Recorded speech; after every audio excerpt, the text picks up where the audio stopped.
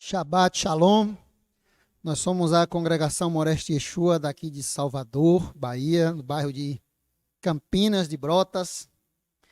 Estamos aí no Shabbat Shuvah, o Shabbat entre Yom Teruah e Yom Kippur, de 11 de setembro de 2021, 5 de Tishrei de 5.782. Estamos terminando mais um ciclo aí de estudo da Torá, Parashá Vayeler, e ele foi, ou e foi, que está em Devarim, Deuteronômio, capítulo 31, o capítulo inteiro. Essa é uma Parashá pequena, né? Um capítulo apenas. E as porções dos profetas, eu coloquei aqui os dois ritos, tanto o Askenazi quanto o Sefaradim, Oséias, Joel, Isaías, a porção da Brit Hadashah, né, o chamado Novo Testamento, de acordo com a Sinagoga Har Tzion, estão aí na tela. Você pode depois consultar isso, tanto no site Ensinando de Sião, quanto no site da Congregação Moreste Yeshua, tem um link lá para a tabela completa aí das porções do ano inteiro, tanto do Shabat quanto de festa. Como eu disse, Shabbat Shuvah, sábado do retorno, é o Shabat entre Yom Teruah e Yom Kippur. Essa semana nós teremos a festa de Yom Kippur.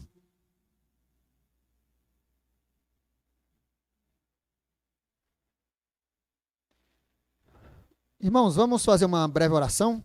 Eu gosto de orar quando a gente vai estudar a Torá. Adonai, em nome de Yeshua, nos ajude, nos esclareça, nos mostra passagens profundas da Tua Palavra, coisas difíceis de ser compreendidas. Abra os nossos olhos, nos ajude no entendimento, porque o nosso objetivo é estudar para aprender e viver. Se for apenas para estudar, para ter conhecimento, isso para nós não serve, não significa nada, Pai. Nós queremos aprender para viver.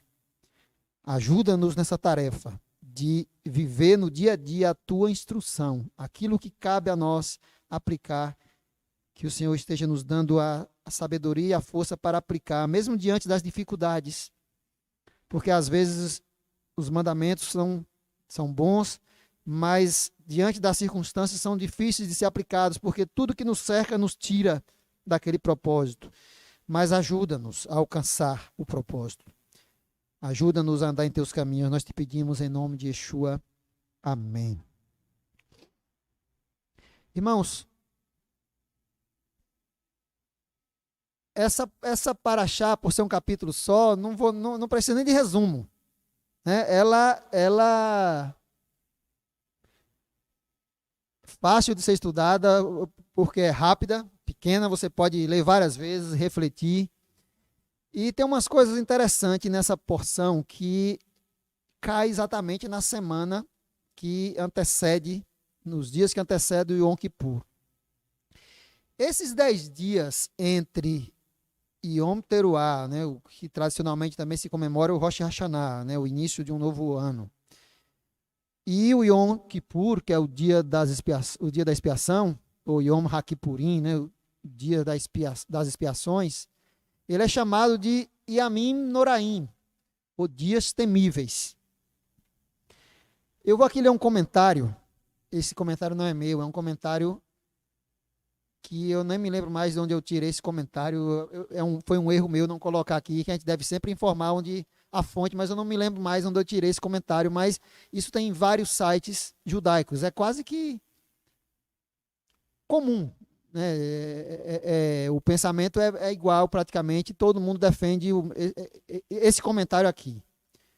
O período entre Yom Teruah e Yom Kippur é chamado de Aseret Yemei Teshuvah, ou os 10 dias de arrependimento, né? Yom Teruah é no primeiro dia do 7º mês, e Yom Kippur no 10º dia do 7º mês, ou seja, 10 dias. Então esse período é chamado de Yemei Teshuvah, Aseret Yemei Teshuvah, ou 10 dias de arrependimento. Acredita-se, por que acredita-se? Porque isso é uma teoria, é uma tese. Acredita-se no meio judaico que durante esses dias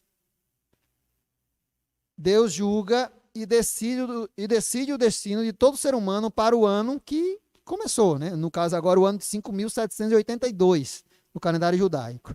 Então acredita-se que nessa data Adonai criou o ser humano e que nesse dia ele define a vida da pessoa para o próximo ano, decide o destino da pessoa para o próximo ano. Isso é uma tradição judaica. Portanto, esses 10 dias são dias de introspecção, quando todos os judeus devem tomar boas resoluções, ou seja, fazer boas ações, procurar se arrepender de erros cometidos no passado e realizar tzedakah, né? Atos de justiça, atos de bondade. E como vocês já me conhecem, eu sou meio problemático nessas questões de tradição. Não é que eu seja contrário à tradição. Quem me conhece sabe que, inclusive, muita coisa da tradição eu aplico, eu guardo, eu também utilizo. Mas eu sou meio... Vou tomar essa ousadia de dizer problemático, porque é uma palavra ruim, mas é para mim mesmo, não tem problema. Se eu estivesse falando de alguém, é para mim mesmo. Eu sou meio cri-cri nesse sentido. Essa semana, por exemplo, uma amiga me ligou pedindo orientação de como se comportar, do que fazer nesses 10 dias, nesse período de 10 dias de arrependimento.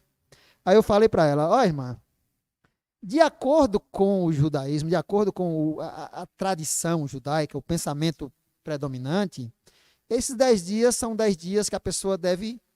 É bom, né?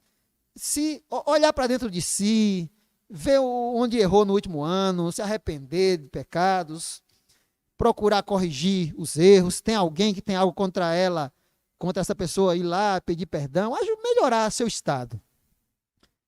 E combina com o Yom Kippur, que é o dia para a pessoa, né, fazer orações, confissões, jejum, se aquebrantar perante o Eterno, para que naqueles dias o Eterno olhe para a pessoa, se compadeça e conceda a ela um próximo ano melhor possível.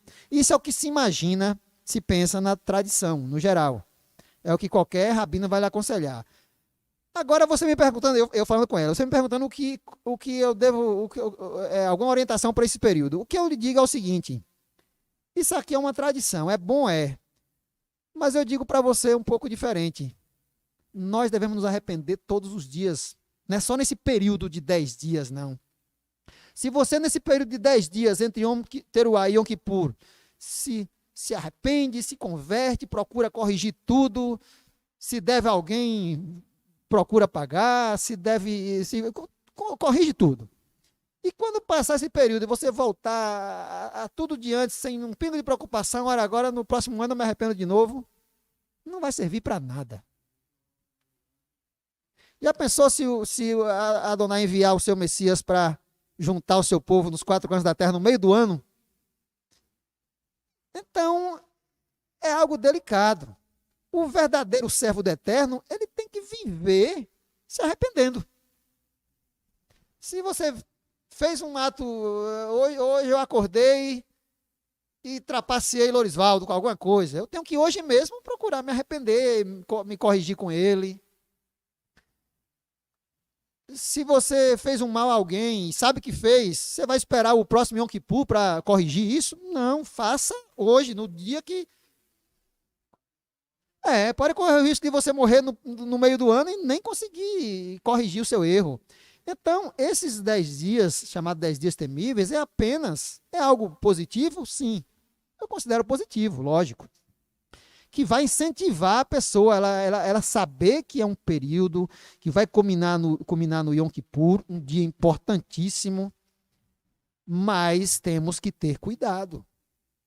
Temos que ter cuidado, porque quando passa aquele período, pelo menos nós que temos a fé em Yeshua, a fé que eu digo, confiança em Yeshua, de que ele é o Messias, que ele é o enviado de Adonai para salvar o mundo, nós temos que continuar no mesmo padrão de vida. Durante o ano inteiro. Cometeu algo errado, dá para corrigir? Corrija. Tem coisas, tem erros do passado que não tem mais o que fazer. A gente olha para o passado, eu olho, por exemplo, na minha vida do passado e vejo que tem coisas que por mais que eu quisesse, eu não conseguiria jamais ir até a pessoa e reparar o erro. Não tem como. Então, nesses casos, resta o quê? Confessar o Eterno. Olha, tenha misericórdia, me perdoa. Mas aquilo que está ao alcance de ir até a pessoa e corrigir, devemos fazer, né? Devemos fazer. Aqui existe, a gente tem que saber separar as coisas. Eu não estou falando aqui que, por exemplo, quem tem dívidas com empresas, tem pessoas, eu creio que é capaz até que aqui tenha, pessoas que deve a empresas, operadoras de celular, operadoras de cartão de crédito e coisas do tipo, e às vezes não paga, precisa ir à justiça, resolvendo a justiça, isso é outra coisa. Isso não quer dizer que uma operadora de celular, por exemplo, aplica em você uma multa severa, incabida, e você não paga aquela multa, você esteja em pecado, não. Existem meios no país para se lutar por aquilo, justiça. A justiça dos homens, o que está à disposição aí para todos, para você recorrer. Eu não considero isso pecado, não. Pecado é se você deve de fato e não paga. Mas se é uma dívida indevida e você recorre àquilo ali, você está buscando o quê? Os juízes oficiais que a própria Torá determina para corrigir o seu problema. Infelizmente, no nosso país, isso às vezes leva anos para ser resolvido. Mas você está recorrendo às cortes, aos juízes oficiais que o Eterno manda colocar. Mandou em Israel e o mundo todo segue esse padrão. Todos os países têm suas cortes de julgamento. Então, não é disso que eu estou falando. Eu estou falando daqueles pecados que a gente sabe que precisa corrigir e muitas vezes não busca corrigir. Então, irmãos, tenham cuidado com todas as tradições, porque nem todas as tradições são tão boas. Essa é uma tradição boa, mas você também precisa ter cuidado com ela, porque não é apenas nesses 10 dias. Esses 10 dias é um momento que é o cume. Né? Você tem um ano inteiro para ter cuidado com sua vida, andar em retidão, e quando chega nesse período, é como se afunilasse, ó. Hoje é o ponto alto, eu tenho que realmente mostrar ao Eterno que eu tenho me esforçado para andar em retidão, corrigir meus erros. Essa noite eu estava lendo um artigo e uma frase me impactou muito, de um jornalista, que eu não me lembro agora o nome do jornalista, que ele diz assim, ó: o Eterno perdoa quem mata, né, quem assassina. O Eterno perdoa quem rouba. O Eterno perdoa quem mente. O Eterno só não perdoa quem não perdoa.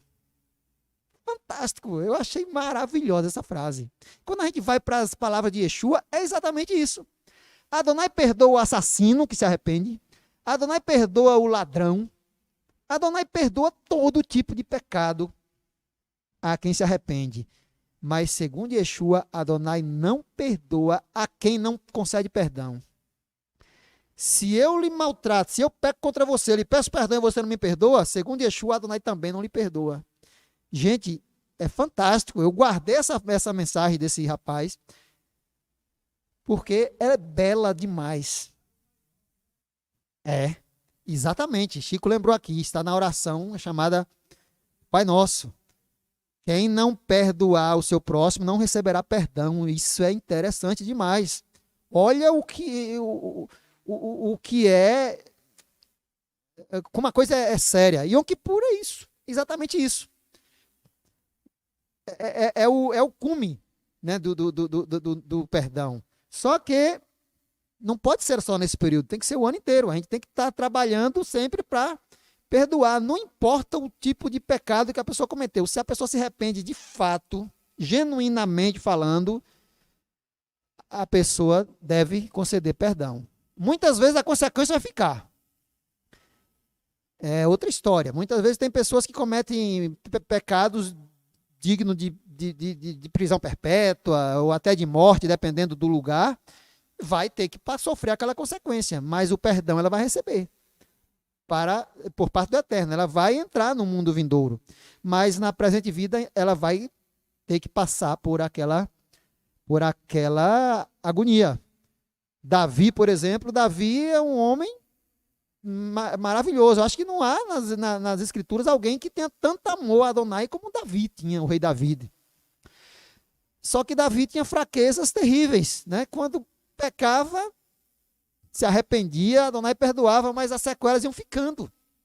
Vários sofrimentos e amarguras que Davi passou por causa de consequências do pecado, que ele recebeu o perdão, mas a sequela fica. O cativeiro babilônico do povo de Israel tem sequela até hoje. Ficou na história sequelas, até hoje. Quando a gente olha para a tradição, quando a gente olha para usos e costumes do povo judeu, nós vemos que há pitadas de coisas da Babilônia que, ó, séculos e séculos e séculos, mas ficou lá. É igual certas doenças que a pessoa adquire. Há doenças que a pessoa adquire que ela é curada, mas fica cicatrizes para o resto da vida. E doenças, por exemplo, cometidas que a pessoa obtém por causa de pecado. Quer ver uma doença que a pessoa obtém por causa de pecado? Doenças venéreas, por exemplo. Pecado, muitas das vezes. E algumas deixam sequela para o resto da vida. Que é para a pessoa lembrar, olha, isso aqui eu tenho, essa marca eu tenho, porque lá no passado eu transgredi feio contra o eterno, contra o meu próximo, e a marca fica. Você foi perdoado, mas a marca fica. Então, gente, 10 dias de arrependimento é apenas algo simbólico. Nosso arrependimento tem que ser sempre, o ano inteiro.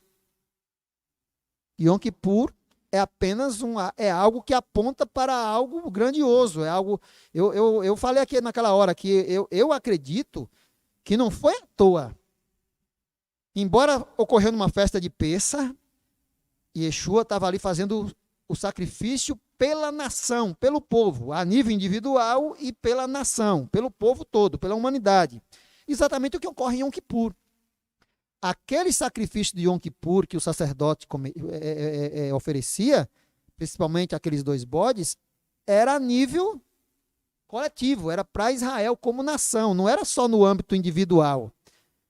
O sacrifício de âmbito individual, a pessoa que pecava individualmente tinha que levar um sacrifício, nós vemos vários outros na Torá. Mas o Yom Kippur era a nível de nação. Então, nesse nível de nação, aqui nós vemos que essa tradição ela toma um valor maior. A nação tem que ter noção disso. Mas no nível individual, tome cuidado. Seu arrependimento tem que ser todos os dias. Todas as vezes que nós detectamos que cometemos algo que não agrada a Adonai e fere ao nosso semelhante, nós temos que se arrepender logo. Não tem que esperar o Yom Kippur. No Yom Kippur, Adonai apenas sela aquilo que você praticou durante o ano todo, chega lá, você vai selar. Eu particularmente acredito que Yeshua ofereceu o sacrifício perfeito em Pêssar. Isso é uma crença particular minha, viu, gente? Não vá sair por aí falando isso não, porque se eu tiver errado, você erra também. Mas eu acredito que, embora Yeshua morreu e ressuscitou em uma festa de Pêssar, o sacrifício dele passou a ter valer de fato a partir do Yom Kippur seguinte. Isso é um pensamento meu, entendeu? Posso estar errado, mas eu erro sozinho. Do ano 68 a 1948, 68 foi mais ou menos quando começou o cerco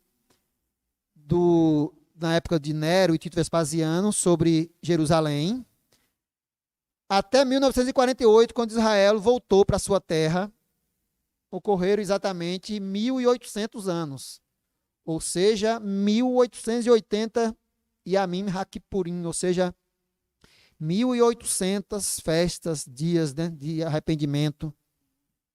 O povo judeu, durante esse período de 68, a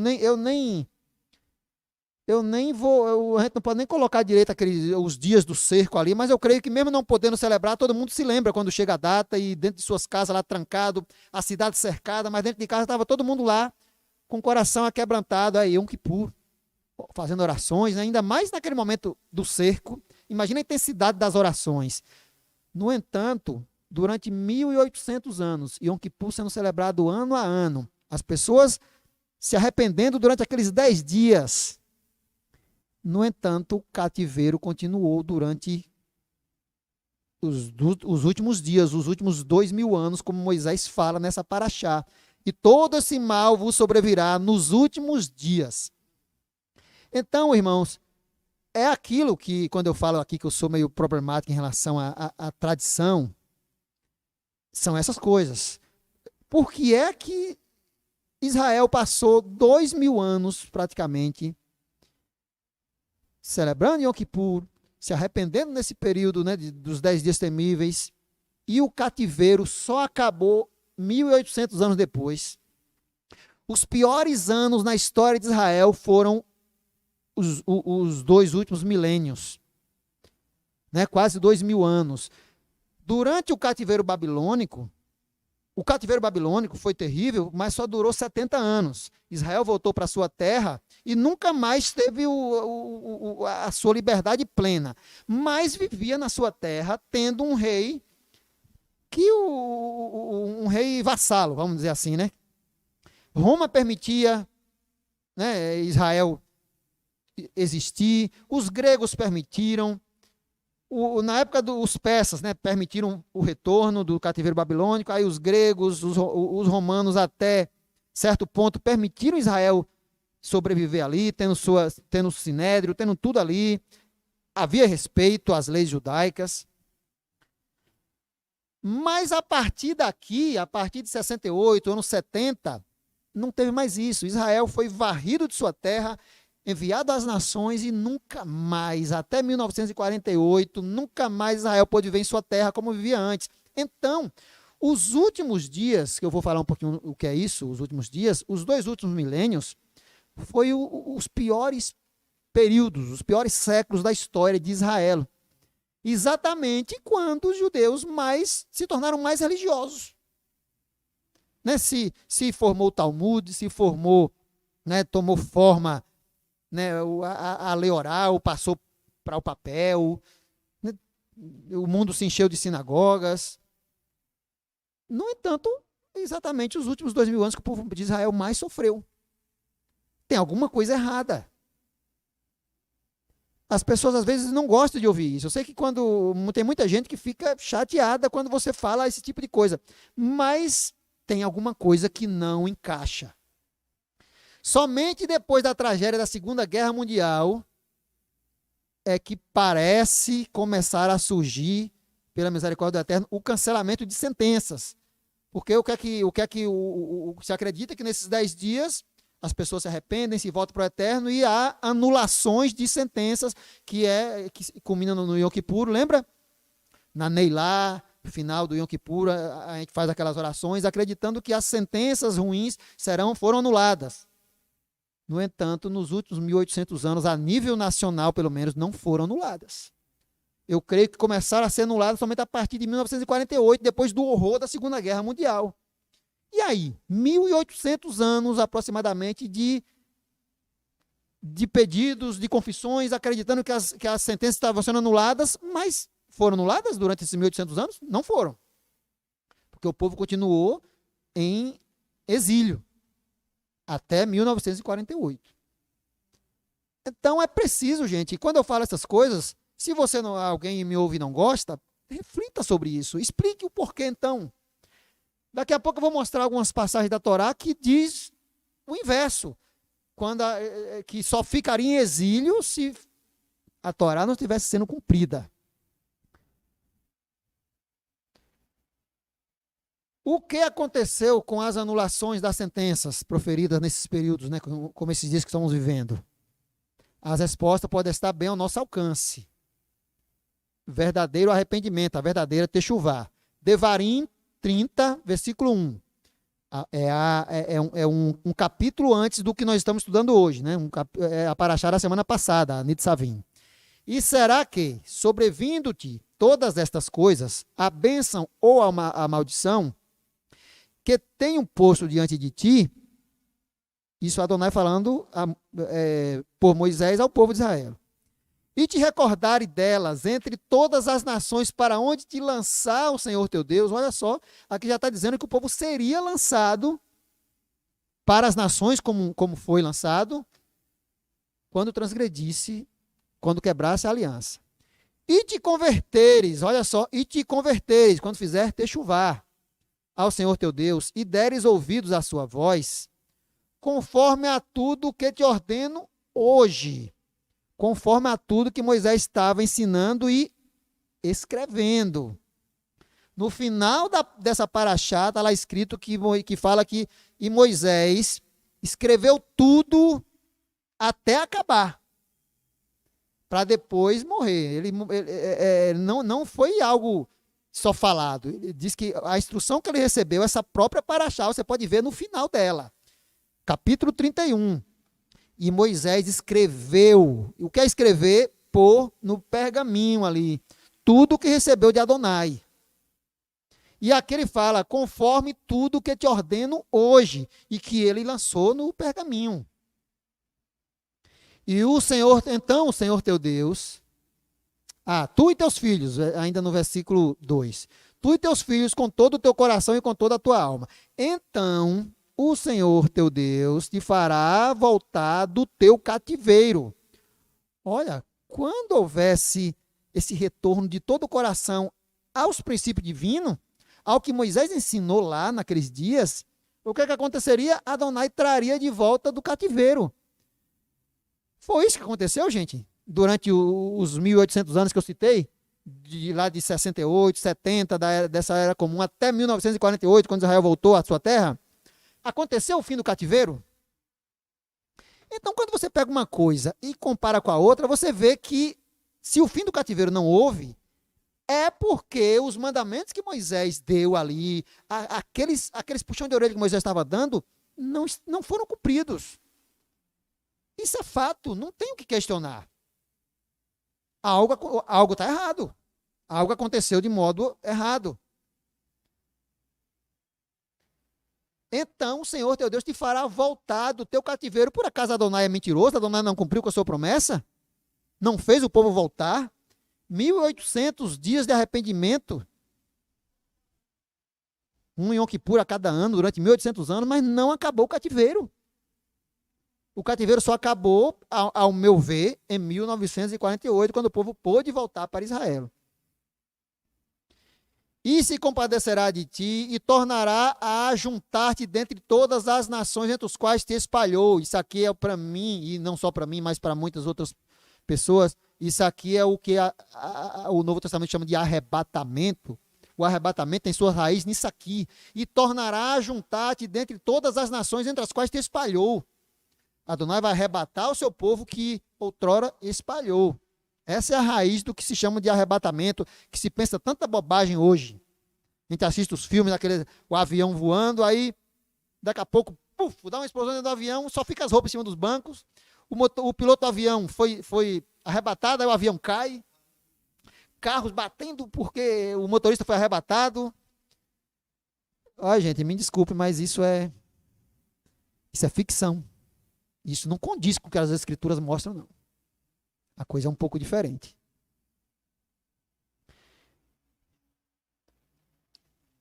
Então, nós vemos aqui que, se converter, de fato, cumprir a Torá escrita como deve ser, Adonai acabaria com o cativeiro. Isso não aconteceu durante os 1800 anos que eu citei. Isaías 58, 4.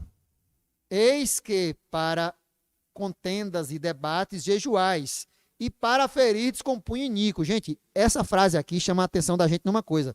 Vocês se lembram que no Yom Kippur tem aquelas confissões que a gente faz as confissões tocando no peito, não é assim? E Yeshua cita um exemplo de alguém, de um gentil, de um publicano que chegou perante lá no templo, orava com a cabeça baixa, e não tinha nem coragem de olhar, e tinha um fariseu que orava batendo a mão no peito, agradecendo por não ser igual àquele publicano. Vocês lembram disso? O que é que isso nos traz à tona? Yeshua estava fazendo referência a Yom Kippur, porque é a data que os judeus, nós oramos ao Eterno, confessamos nossos pecados, tocando a mão no peito. E aqui fala de punho iníquo. Ou seja, você está batendo no peito, quando você sai dali, esse mesmo punho vai estar ferindo alguém. É interessante isso, gente. Eis que para contendas e debates jejuais, falando de jejum e de punho, o que acontece no Yom Kippur. Não jejueis como hoje, para fazer ouvir a vossa voz do alto, ou seja, para que todo mundo veja. Seria esse o jejum que escolheria? Que o homem um dia aflige a sua alma, que inclina a sua cabeça como junco, ou seja, aquela afeição de quem está ali jejuando, morrendo de fome e tal, isso não é agradável. E estende debaixo de si saco e cinza, aquela tradição antiga, né, de cinza e saco. Chamarias tu a isso jejum e dia aprazível ao Senhor? Porventura não é este o jejum que escolhi, que solta as ligaduras da impiedade, que desfaça as ataduras do jugo, e que deixes livres os oprimidos e despedaces todo o jugo? Cara, se fosse eu falando isso aqui, vocês poderiam me atirar pedra. Cara, você é antissemita, seu anti tudo. Mas olha quem foi que escreveu, gente. Yeshayahu. Aí você pode dizer, mas isso aqui é uma tradução mal feita. Eu desafio você a pegar qualquer tradução judaica, que às vezes quando o texto é polêmico eu pego e comparo várias traduções, a Bíblia hebraica, várias outras, e você vai ver que não muda nada. Vai mudar algumas palavras apenas, mas o sentido é o mesmo, não muda nada. Esse é o sentido. Yeshua em Mateus 23, capítulo 23, versículo 27, Yeshua fala, vocês lembram daquela palavra dura de Yeshua, que ele compara alguns seres humanos a sepulcro caiado? Isso é terrível, gente. O que é sepulcro caiado? Alguma coisa que você olha por fora e é bela e maravilhosa, mas por dentro está cheio de podridão. Nós temos que ter muito cuidado com essas coisas. Eu fico muito preocupado, inclusive comigo mesmo. Eu falo assim para nós e para mim também. Pois não, Lúcia? Salmo quanto? Salmo 5. Lúcia está lembrando aqui do Salmo 5. Também chama a atenção sobre isso. Então, irmãos, aqui está mostrando... então não devo jejuar em Yom Kippur. Não é isso que o texto está falando.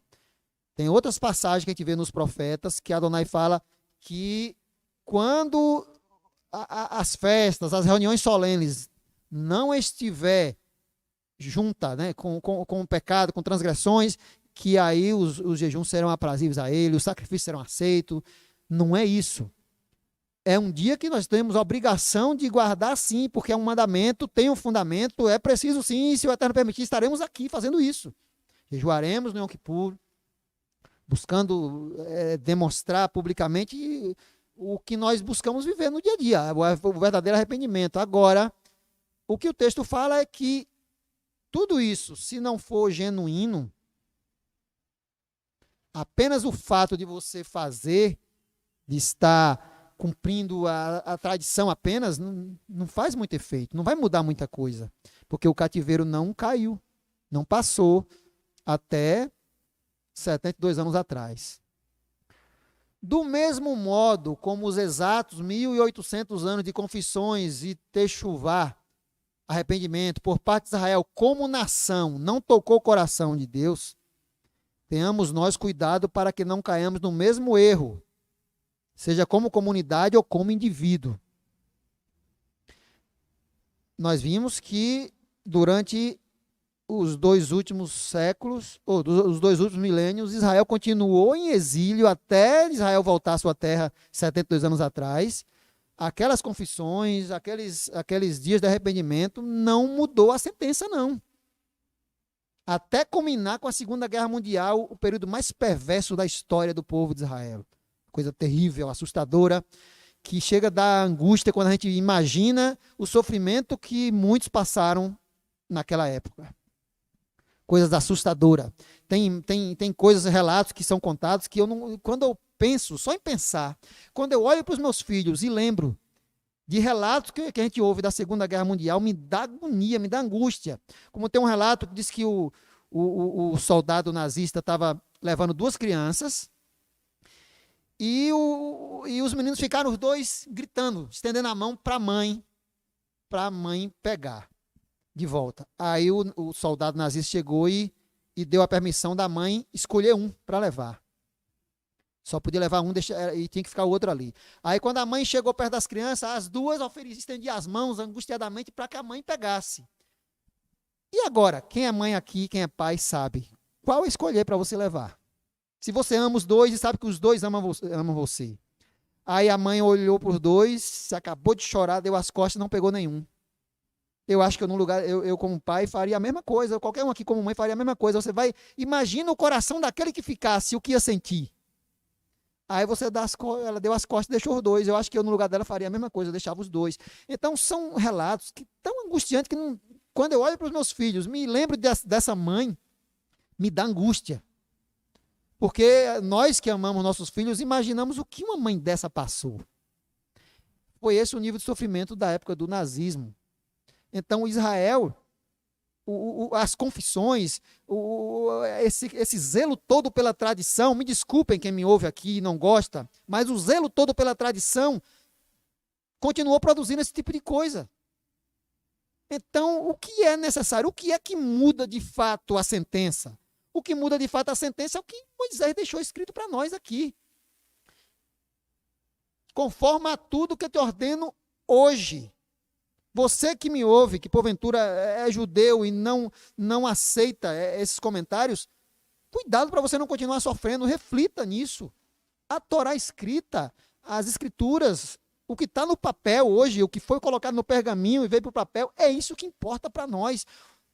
As outras coisas, quando possível e quando boas, pratica, mas o que está no papel, o que foi escrito é que é importante. E o que foi escrito fala exatamente de um profeta que viria e teríamos que ouvir o que ele tinha a dizer. E a Brit Hadashah diz que esse profeta seria o Messias, Yeshua. Ouça o que ele tem a dizer.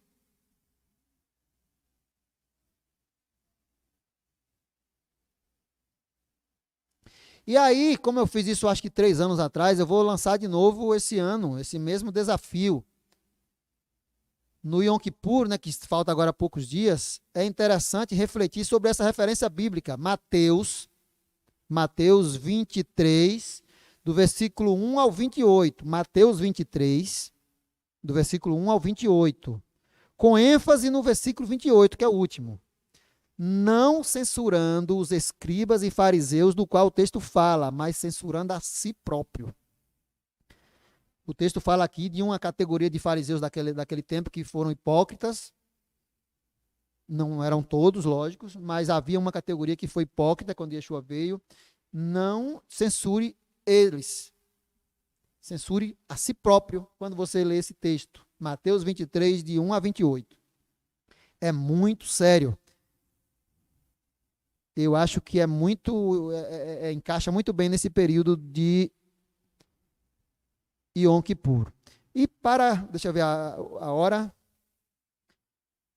E para encerrar, né, vamos ver um pouquinho aqui sobre o estudo da Torá, que essa paraxá fala. 31:10, Devarim 31:10. E ordenou-lhe Moisés, dizendo, ao fim de cada 7 anos, no tempo determinado, no ano da remissão, na festa de Sucote, na festa dos tabernáculos, lerás esta Torá, lerás esta lei diante de todo Israel aos seus ouvidos. Olha só, foi ordenado aqui que a cada 7 anos a Torá fosse lida diante de todo o povo na festa de Sucote. Ajuntai o povo, homens e mulheres, os meninos e os estrangeiros que estão dentro das tuas portas, para que ouçam e aprendam e temam ao Senhor vosso Deus e tenham cuidado de fazer todas as palavras desta lei. Olha só, mais uma vez, era para prestar atenção na leitura do que estava escrito. Do que estava escrito. Por que eu falo muito nisso? Porque eu sei o peso que a chamada lei oral, a Torá oral tem. Mas o tempo todo o que se foca na Torá escrita é o que foi escrito. Era para ser lida de 7 em 7 anos. E o interessante, irmãos, é que nós vemos aqui que era para ser lida diante do povo de 7 em 7 anos. Por que isso? Porque todo mundo sabe que naquela época nem todos poderiam ter um exemplar em casa da Torá. O único que tinha obrigação de ter era o rei. Os demais não teriam condição. A maioria não sabia sequer ler e não tinha condição de ter um rolo de Torá, porque era caro. Era caro. Então, de 7 em 7 anos, as pessoas ouviam. Parece uma contradição com o que está escrito aqui, ó, Shemá. Devarim, capítulo 6, versículo 7. E as ensinarás diligentemente a teus filhos,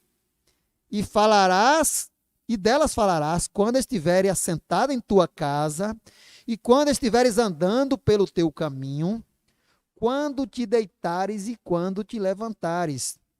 Quando é que você se deita e se levanta? Todos os dias, quando você vai dormir, né? Deita quando vai dormir, levanta quando acorda, e está escrito que deveria ser ensinado aos filhos todos os dias. No entanto, as pessoas não tinham a Torá na mão.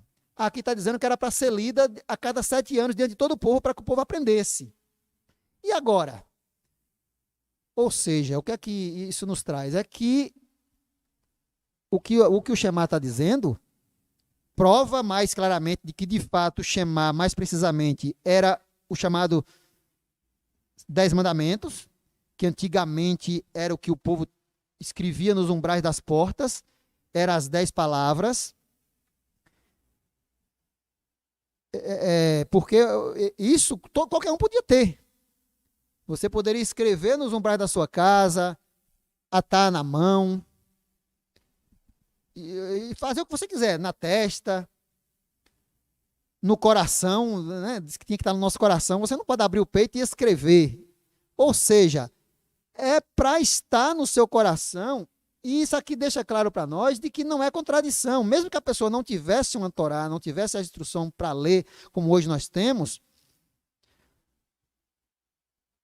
a sua vida, o seu dia a dia, quando seu filho encontra chega na escola dele e acha um objeto de outra criança e não toma para si, procura devolver, porque você ensinou isso a ela, você está aplicando isso aqui. Você está ensinando diligentemente a seu filho. Não é, então eu creio que quando você, todos os dias, é bom, lógico, a gente deve ensinar nossos filhos todos os dias a instrução divina. Mas se um dia você esquece ou você não faz isso todos os dias, não quer dizer que isso seja exatamente pecado. Porque, embora aqui diga que tem que ser todos os dias, lá no texto anterior fica claro que a Torá como um todo, ela só era lida para o povo de 7 em 7 anos. Porque a maioria não tinha sequer um livro na mão. Então, o que é que aqui o texto quer dizer no Shema é que esse padrão de justiça, você ouviu ele uma vez, você já tem noção do padrão de justiça do Eterno. Mesmo você não conseguindo fixar aquilo tudo, mas você já tem uma noção de um padrão. E os 10 mandamentos, que é como a coluna vertebral de todo o livro, de toda a instrução, essa sim, todos deveriam ter escrito na sua porta, e em todos os lugares que pudessem, e você já ia ter gravado na mente, como todo mundo hoje tem, para ensinar aos filhos todos os dias os princípios morais. Ou seja, não é exatamente todo dia a gente ter que sentar na cama de manhã, quando acordar e quando for dormir, abrir a Torá e ler para as crianças. Não é necessariamente isso. Se você pode fazer, melhor ainda, maravilhoso e parabéns quem faz. Mas é que o padrão de justiça da Torá tem que estar na nossa boca todos os dias, no nosso coração, nos nossos atos, para que os nossos filhos vejam e apliquem nas suas vidas. E mais precisamente, a mezuzá, né, que escrever nos umbrais, são os 10 princípios, as 10 palavras, porque é algo que todo mundo pode ter e escrever facilmente, mas não a Torá inteira. Hoje que se tem, mas antigamente pouquíssimos podiam ter uma Torá inteira. Céus e terra como testemunhas, que aparecem nessa porção, que agora eu já vou encerrar mesmo. Céu e terra como testemunha. Deuteronômio 31, 28. Ajuntai perante mim todos os anciãos das vossas tribos e os vossos oficiais. E aos seus ouvidos falarei estas palavras, e contra eles, por testemunhas, tomarei o céu e a terra. Olha só. Moisés fala diante de todo o povo o que aconteceria se eles transgredissem a instrução, quais eram as instruções que eles deveriam seguir para que tivesse paz e vivesse na terra. E ele toma o céu e a terra por testemunha, ou seja, alguém que não morre, não passa. Você vê que até hoje estão aí, céu e a terra até hoje estão aí. Aí vem Yeshua em Mateus 5,18, fala, porque em verdade vos digo que até que o céu e a terra passem, Nem um detalhe sequer daquela instrução que Moisés estava apresentando a vocês lá, diante do céu e da terra, que ele tomou por testemunha. Nada daquilo passará até que seja cumprido. E Yeshua traz à tona aqui céu e terra por causa disso aqui, gente. Moisés fala aqui e fala em outras passagens, mas céu e terra foram tomadas como testemunha. Ou seja, alguém que, algo, né, não digo nem alguém, né, lógico, algo que não passou, não morreu até hoje. Estava lá presente e está até hoje presente. É por isso que Yeshua traz aqui céu e terra. Enquanto o céu e a terra estiverem presentes, eles continuam como testemunhas de que Adonai deu a instrução ao povo de Israel, e se não fosse cumprida, que teria consequência. E Yeshua estava dizendo isso aqui, olha, aquelas consequências que Moisés falou, aqueles princípios, aqueles mandamentos que Adonai deu, e disse quais seriam as consequências se eles fossem quebrados, continua tudo de pé. Nem um iude, né?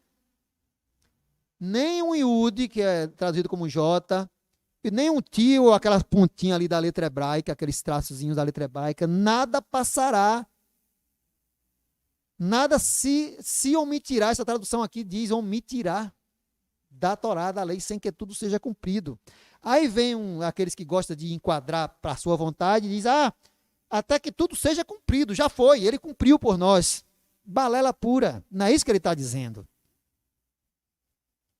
Ele deu enquanto o céu e a terra passem. A geração que está vivendo hoje, por acaso a terra e o céu já passou? E Yeshua está dizendo isso, até que o céu e a terra passem. Ou seja, depois que o céu e a terra passar, aí a coisa muda. Você não sabe como será. O legislador, o Adonai, vai mudar, pode mudar as coisas. Mas enquanto o céu e a terra estiver aí, são as testemunhas, continua tudo do mesmo jeito. Valendo. Yeshua diz, nem um iud, a menor letra do alfabeto hebraico. E nem aquele tracinho, aquelas pontinhas, isso aqui, olha. Esses detalhezinhos, olha. Das letras hebraicas, essas pontinhas. Nada passou sem que seja cumprido. Então, irmãos, é por isso que Yeshua fala de céus e terra. E Yeshua aqui está dizendo que a instrução divina continua, nada passou. E agora fazer igual o Rabino Marcelo, né? Agora para encerrar de fato, o que são os últimos dias que as Escrituras falam, que Moisés fala aqui, Devarim 31, 29. Porque eu sei que depois da minha morte, certamente vos corrompereis e vos desviarei do caminho que vos ordenei. Então este mal, que mal é esse que Moisés está falando? Aquele mal que ele já tinha dito ali nas maldições, né, que o povo seria espalhado entre as nações e que passaria por amarguras diversas. Então este mal vos alcançará nos últimos dias. Por que ele diz aqui nos últimos dias? Quando fizerdes mal aos olhos do Senhor para provocar a ira com as obras das vossas mãos. Gente, na crença antiga judaica, o primeiro e o segundo milênios da história humana na Terra, desde o Éden, o primeiro e o segundo milênio são considerados como primeiros dias. O terceiro e o quarto milênios são considerados como dias intermediários. Inclusive o Talmud fala disso. E o quinto e o sexto milênio, que o sexto milênio é o que a gente está vivendo agora, já no final dele, o quinto e o sexto milênios, últimos dias. Ou seja, Moisés está dizendo que quando o Novo Testamento, por exemplo, fala tanto dos últimos dias, dos últimos dias, dos últimos dias, é uma referência aos 2 últimos milênios. E Yeshua veio no início, naqueles primeiros dias ali, dos últimos dias. Yeshua veio no início dos 2 últimos milênios. Ou seja, quando Moisés fala, nos últimos dias esse mal os alcançará, está fazendo referência ao quê? Exatamente ao que aconteceu, que eu falei mais cedo. Nos 2 últimos milênios, do ano 68 da Era Comum, quando começou o cerco romano contra Jerusalém, até hoje, já são praticamente 2 milênios, 2000 anos, não é assim? O cativeiro só acabou mais precisamente em 1948. Foram 1880 anos, quase 2000 anos. Porque mesmo antes havendo o cerco por parte dos babilônios, havendo o domínio grego, havendo o sofrimento, nunca houve nada que pudesse se comparar à era romana, o cativeiro, o exílio provocado pelos romanos, que começou em 68, na época de Nero. Nunca houve nada igual na história judaica. A partir daí foi só sofrimento. Israel foi exilado a partir da destruição de Jerusalém e ficou aí os 2 últimos milênios em exílio. Só começou a voltar em 1948. Então, é exatamente do jeito que Moisés fala. Nos últimos dias, esse mal os alcançará, como ele fala em outras passagens também. Então, irmãos, os últimos dias, na crença antiga judaica, são os 2 últimos milênios que nós estamos vivendo. Estamos caminhando para o final desses 2 últimos milênios. O calendário judaico está em 5.782. Veja aqui, 5.782. Final já de completar 6.000. Seria completos os 6 milênios. E aí entraria o 7º milênio, que seria possivelmente o grande Shabat, o milênio que Apocalipse fala. Só que ainda existe crenças, existe rabinos que defendem que há um erro no calendário judaico, há a possibilidade de haver um erro de 200 anos. E assim estaríamos no ano de 5.982. Aí a coisa estaria bem no finalzinho mesmo. Se essa tese estiver correta, 5.982, a coisa estaria no finalzinho. Como é, Ruth? Pegaria seus tempos, pegaria o nosso tempo. Nós veríamos os dias finais, a volta do Messias. Então, gente, a coisa é séria. Tudo que você vê que Moisés falou, aconteceu. Para quem crê, tem pessoas que quando ouvem a gente falar isso, dá risada, né? Acha que faz charcota, porque não crê. Para essas pessoas, por acaso tiver alguém nos ouvindo e pensa assim, você está perdendo seu tempo. Por que você gasta seu tempo de ligar seu computador, seu celular para ficar ouvindo e fazendo charcota, se você não crê? O que merece receber charcota é você que perde seu tempo com algo que você não acredita. Quando eu ligo o computador e vejo alguma coisa que eu vejo que é bizarra, que não faz sentido nenhum, eu não perco meu tempo assistindo. Eu desligo, mudo de coisa. A Netflix tem tanta coisa, né, Loures? Então, a essas pessoas, vocês são mais bobas do que aqueles que vocês acham que são bobos, porque você está perdendo o seu tempo com coisa que você não acredita. Isso é para quem crê. Nós cremos, tudo tem se cumprido o que Moisés falou. E aqui nós vemos claramente os últimos dias, exatamente o que Israel passou.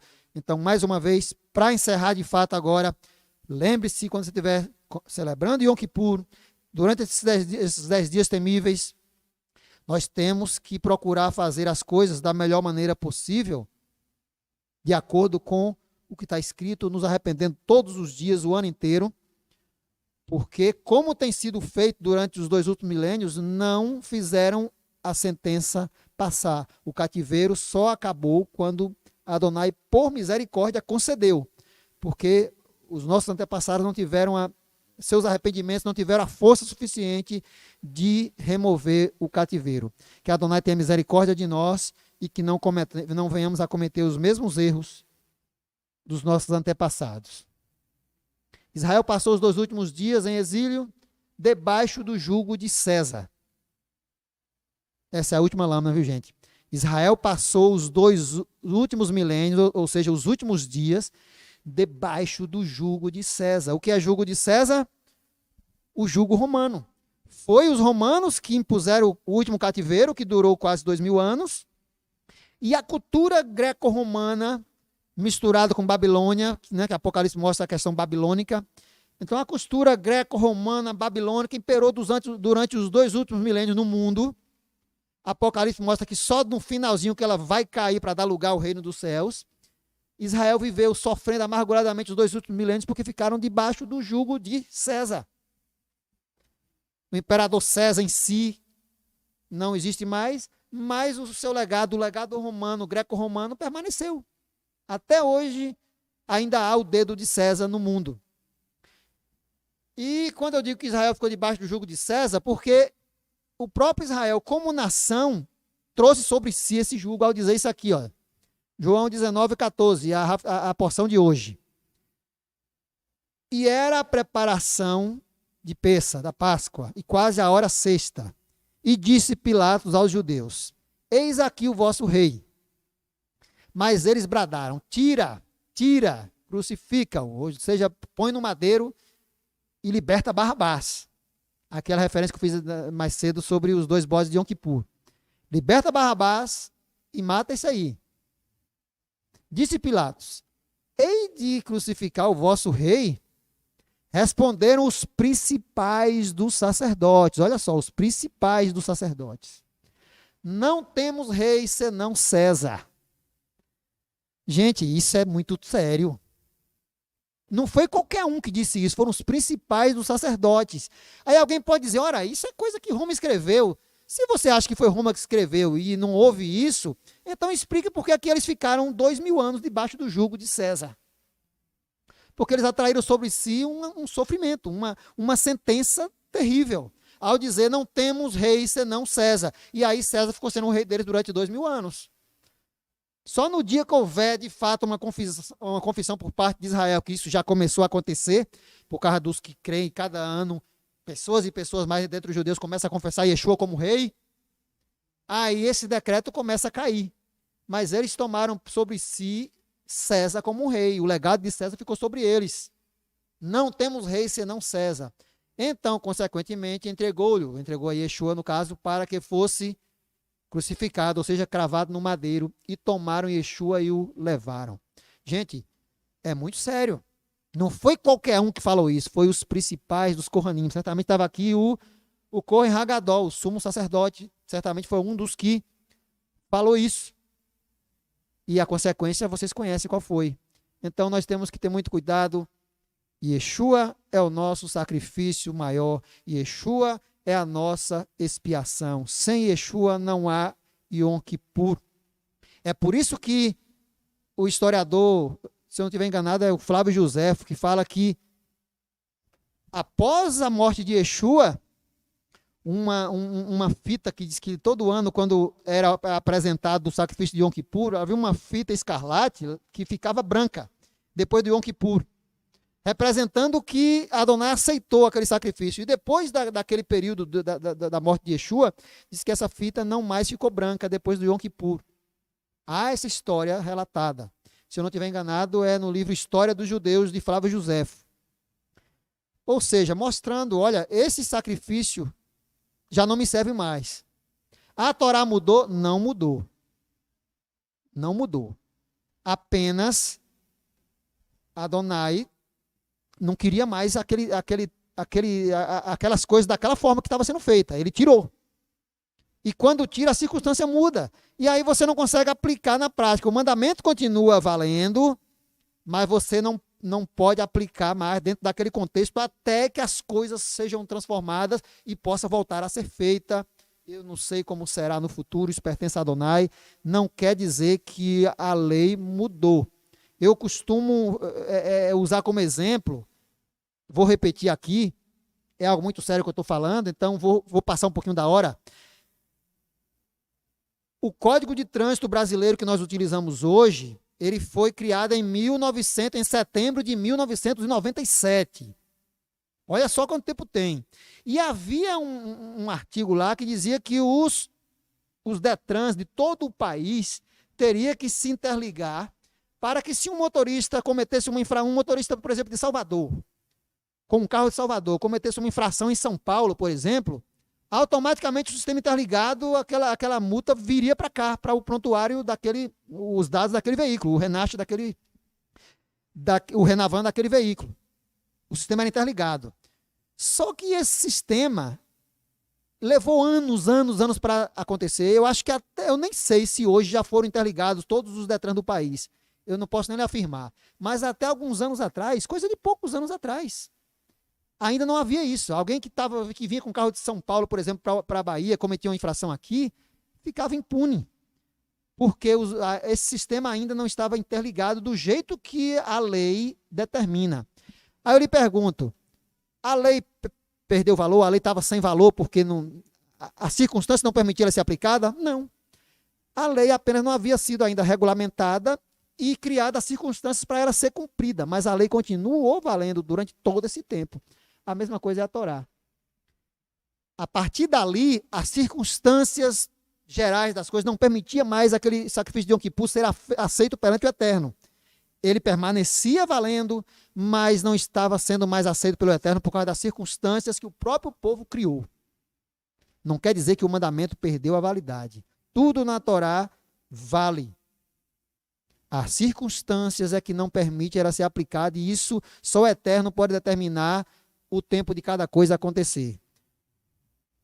Só podemos dizer que Yeshua hoje é a nossa expiação. Sem ele, o nosso Yom Kippur é só tradição. Que Adonai tenha misericórdia de nós e de todos os nossos irmãos judeus pela parte da terra e de todo indivíduo que ama o Eterno na face da terra. Fiquem de pé para a gente dar os últimos recados e encerrar.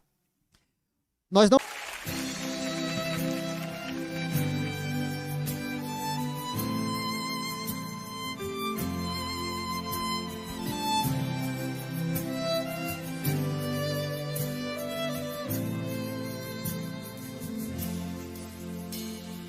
לא שאותנו